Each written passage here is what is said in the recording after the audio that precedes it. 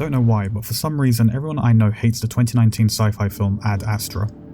If you haven't seen it, it's a quiet, somber space movie about Brad Pitt leaving Earth to go find his dad, whilst offering a semi-realistic look at the near future of space travel. If you ignore that whole bit with the laser fight on the moon and the murderous chimpanzee that takes over the space station. Spoiler alert. But I thought it was a pretty solid film. Deliver Us the Moon basically feels like Ad Astra the game, and I think that's why I like it, despite it doing a lot of things wrong. It gets enough of the atmosphere right that you can essentially forgive the rest of the missteps. The plot is that it's the near future and humanity has found a way to exploit the moon to supply its vast energy demands until one day the power stops flowing and the folks on the moon stop picking up the phone. You're sent on a solo mission to try and find out what happened, restore the power link, and avoid any monkey business. And whilst the story starts strong and intriguing, I was pretty lost by the end of it. I don't mean that it was a complex tale that utterly beguiled me. I mean it had lost me. It had stopped engaging me. I was no longer interested. The reasons for the power cut ended up not being satisfying, and the characters we meet, or hear about rather through the audio logs, barely have any presence. It feels like the creators wanted the story to end with more impact, but it doesn't quite land. This may be a result of the game being quite low budget, but even if there was the money for elaborate CGI sequences so realistic that James Cameron himself would weep, I don't think it would have helped. I don't want to say too much because I actually do think people should try out this game, but suffice it to say, I much prefer the setting and atmosphere over the plot itself. They are the things that really sell the game. They nail the vibe of being completely isolated, whether you're on a desolate space station or the barren surface of the moon itself.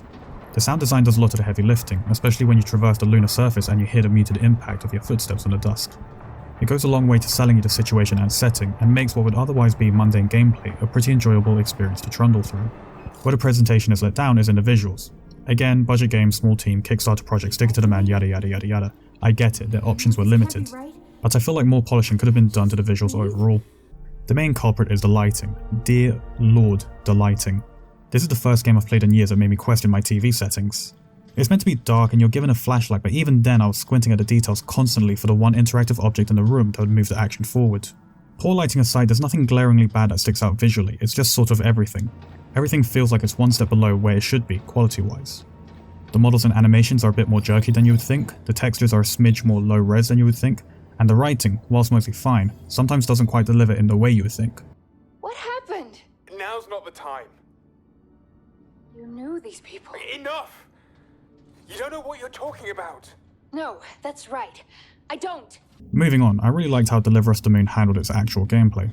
I would place it squarely in the brackets between a walking simulator and a regular adventure game.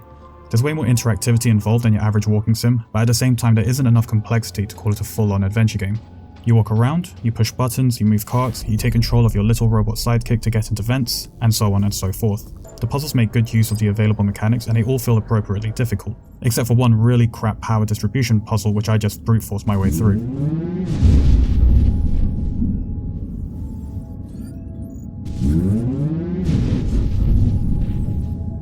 They combine well with the aforementioned atmosphere to make for some really heart-pounding moments, even if the things you're doing aren't necessarily that complex or exciting.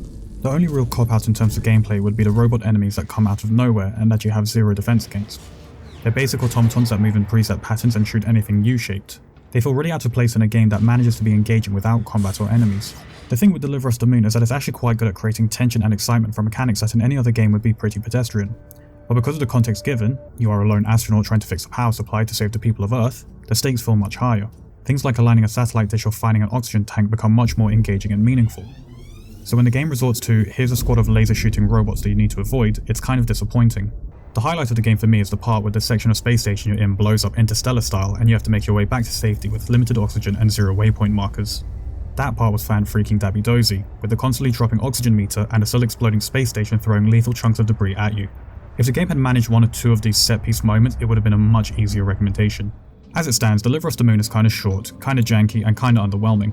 But as a crafted experience taken as a whole, it is rather wonderful. It feels unique, it's presented okay enough, and I definitely think it's worth people's time. And for what it's worth, it's a pretty short game, so even if you do hate it, the hatred will be short-lived.